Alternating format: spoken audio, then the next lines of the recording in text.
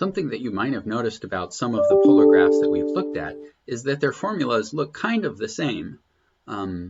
So here I have sort of the general case set up where we're going to graph r equals 2 minus some number times cosine of theta. So I think in other videos we've looked at an example where there was a 1 right here, and we got a sort of a flattened circle that we called a limacon. And we looked at an example where there was a 2 right here, and that's when we got the cardioid.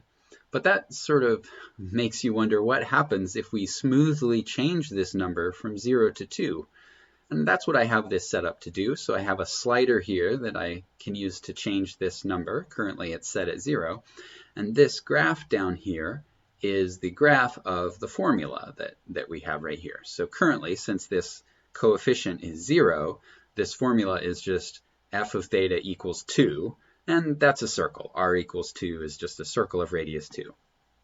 So as we slowly increase this coefficient, the circle it drifts to the left, but also if you look at the right-hand side of it, it's starting to flatten out. So when we get up to where c is 1, or about 1, now it's that limacon that we saw before, where it's flattened on one side. If we increase it further until it's 2, you can see the flat side sort of gets punched inwards, and when you finally get to 2, now there's sort of a sharp point where it reaches the origin.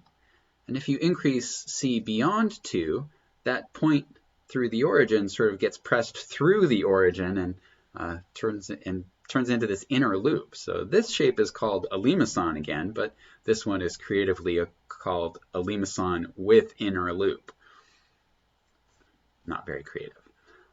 If we slide this back to the left past 0, well, now it looks like we're getting the same shapes, except they're extending off rightwards instead of leftwards.